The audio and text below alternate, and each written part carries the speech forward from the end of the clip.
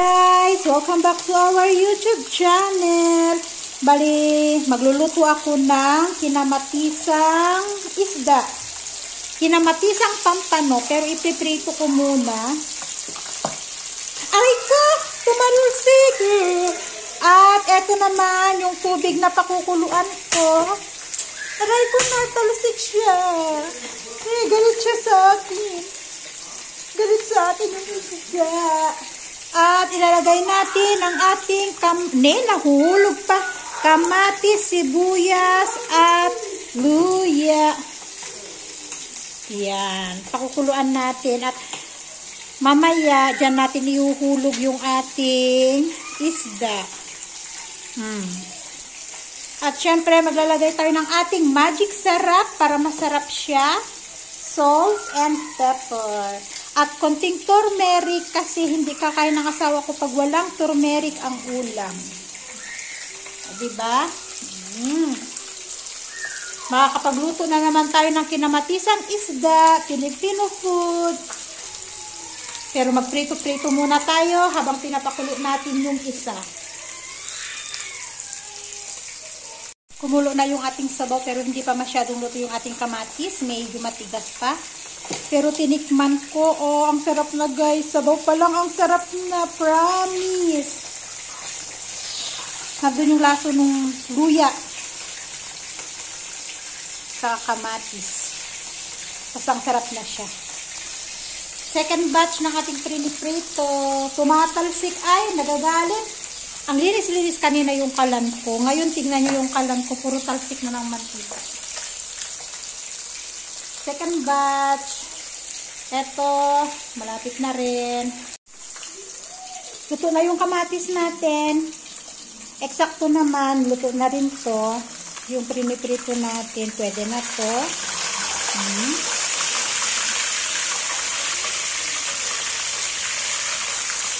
Diyan muna yan.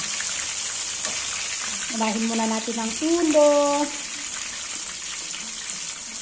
Ang matagal ko nang hindi nakakain yung pakbet na may ulo ng tilapia. Ang magaling magluto nun si Ate Aida. Wala na kasi si Ate Aida guys. Nasa Poland na si Ate Aida. Sila ng kanyang anak. Nasa Poland na sila. Bali, kinuha kasi sila ng asawa niya sa Portugal. Ngayon, hindi ko alam kung anong nangyari sa Portugal. At nabalitaan ko na lang na nasa Poland sila kasi may kakilala siya sa Poland na may-ari ng restaurant at dun siya nagtatrabaho. Dalawa sila ng anak niya. Pero sa Ate Aidang magaling magluto ng pakbet na may ulo. Pakbet na may ulo ng tilapia o di kaya paksiw. Siya yung magaling magluto nun. Hindi magkasya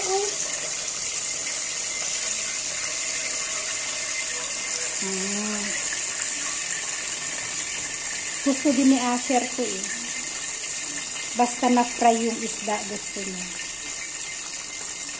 Ay, ganyan na. Patong lang natin siya na ganyan. Lutuin lang natin ng konti. Tapos lagyan na natin yung talbos ng kamote. At eto na yung ating talbos. Papang ibabaw lang natin. Ganyan lang. Hindi na natin po hahaluin. Lagay natin ang paket. And after 2 minutes, luto na yan. Kasi luto na rin naman yung isda. O, diba? Hi guys! Welcome back to our YouTube channel. Ano gagawin natin ngayon? Malagay akong lagayan. As usual, guys. Ay, bakit naman natumba ang aking halaman? Ay! As usual, ano pa nga bang gagawin natin kundi mag-harvest na naman tayo ng ating talong. Namiss ko ang torta. Pero not sure kung makakapag-torta tayo. Masarap din siya sa pakbet. marami tayong pwedeng lutuin. Aray ko, awayay! Ay. Bakit galit sa akin ang aking mga pananim? There's a thorn. Ang sakit. I miss to eat torta. Tortang talong. Where have you been, little boy? Where have you been, little boy? Suot niya na yung jacket ni Asher nung maliit si Asher. Oh. Little boy, where have you been? Ang dami niya kasing bunga palagi. Oh, kita nyo naman. Nung nakaraan nag-harvest tayo, di ba binigay natin kay Ama, ginawa niyang atchar. Oh, ngayon meron na naman. Nung 2 weeks ago lang. 2 weeks ago lang yun nung namigay tayo kay Ama. Oh. At syempre may bago ulit akong talong. Tumubo siya doon. Transfer ko siya dito para hindi siya magkanuhan ng lychee. 2, 4. O, diba naka-anim din tayo. Tapos may bulaklak na naman siya. May mga maliliit na bunga. Kagaya nakikita nyo. May mga maliliit dyan. May bulaklak. O, diba? Hindi tayo nauubusan ng talong. Hindi natin kailangan bumili ng talong. Talong, sitaw. Maraming sitaw si Ama. Hindi natin kailangan bumili niyan. O. Di meron na tayong ulam mamaya. Baka makapagluto ako ng torta. Kasi na-miss ko na akong torta. Kung hindi man ako makapagluto ng torta, prito. Nang sausawan ay soya sauce na may calamansi. At ang aking tulo churro, nakaligo na. Bibihisan na natin. Inaantay ko kasi siya, kaya ako nag-harvest. At nanonood ako ng Unhappy For You sa Netflix. Say good morning. Good morning, guys. Very good. Dito kami sa supermarket. Bumili ako ng pang spaghetti ni Asher kasi nagre-request siya ng spaghetti. At saka yung peanut butter na to, oh, sarap. Saka nakakita si Asis ng Magic Sarap, oh. Ay, Magic Sarap Nor. Uy, why? At saka sabon, 6 kilo na sabon. At dishwashing comfort. Yan ang kailangan namin, kaya kami nandito sa supermarket. Why? Ay, don't try na. Ayan nyo guys kung ano yung nabili ko sa palengke. White, 3 white. Yan. Tapos, bumili ako ng 3 green. At saka 3 red. Pero yung isang red, nabilog ko na. Nagbuhol-buhol, kaya sinira ni Asis. Tapos binilog ko na lang ulit para magamit. Kasi balak kong gumawa ng Christmas beanie. Christmas hat. Nila Tonton at Asher. At gagawa din ako ng medyas. Shoes ba? Ni Tonton. Na Christmas din ang kulay. White, red, and yellow. Ay, ano? White, red, and green. Tonton eh. Tonton. Tonton, look at here, Tonton. Aya! How are you? Against the light naman ang ating video kay Tonton. Aya! So, nandito tayo sa may kusina para tayo ay mag-ihaw ng ating talong. Nag-ihaw ng talong sa may kalan. Naka-letter C naman kasi itong isa. Hindi ko tuloy may pwesto ng ayos yung aking mga talongs na iihawin. Ay, mamaya na yung 3. Hindi magkasya. So, ihaw-ihaw tayo guys ng ating talongs na ipapang-ulam mamaya. Diba? Saka lang nag-ihaw. Ihaw-ihaw para sa ating gagawing torta. Ito na yung ating talong. May isa pa doon na natira. Yan. So, palalamigin muna natin bago ko balatan.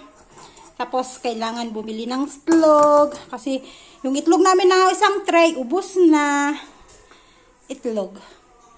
Saka magtadtad ako ng sibuyas. Ihahalo ko sa itlog, saka ko, ganun. Ihalo ko din to. Oh, para masarap.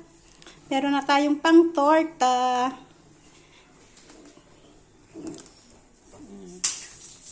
Ayan, nakatulog na yata ang bata sa aking likuran. Akala ko nakatulog. Ayan, ang sipon ng anak ko. Ay, may sipon? Oo, may sipon ng bebe. Akala ko nakatulog kasi nabitawan niya yung kanyang teeter. Hindi pala. Gising-gising pala ang bebe to. Ha? Saglit lang bebe ha. Saglit lang bebe ha. Ah! Mag-iihaw lang tayo tapos papasok na tayo sa loob. Saglit na lang to bebe. Isa na lang oh.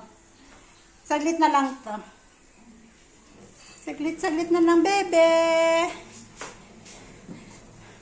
O, tingnan nyo, pag nanay talaga, oh, may alagang anak, nagluluto. Nandyan ang kuya. Hindi ko siya maiwan kasi nandyan ang kuya, eh. Mamaya kung anong gawin niya na naman sa kapatid niya. Maya, iyak-iyak naman siya na, oh, pag nag-iyak-iyak yan, kasama niya si Asher sa loob. Ay, tapos na. Hindi ako napapanatag dito sa kusina nagtatrabaho kasi iniisip ko na kung ano na nangyari sa maliit, ano na namang ginawa ni Asher. Kaya mahirap siyang iwanan pag nandito si Asher. Ayan oh, ang kuya oh, kumakain ng spaghetti. Yung spaghetti niya, pinakuluan ko lang. Tapos, nag-iwan ko ng konting tubig sa pinagpakuluan ko. Tapos, sinaktakan ko ng ketchup at saka niluto ko ng konti. O, masarap naman. Okay daw. Diba? Para-paraan lang din pagluto ng spaghetti. Mapagbigyan lang yung batang si spaghetti. Palaging pasta. So, ayan. Nagpakiskis na naman si Asis ng bigas. Ito yung unang-unang bigas pa namin. Yan na yung last sako. Kasi yung mga naiwan doon. Yung bagong ani nung nakaraan. No more rice. Not right anymore. Panibagong bigas na naman. So, ayun guys. Yun lang yung ating video for today. Thank you again for watching and see you in our next vlog. Bye everyone and God bless us all.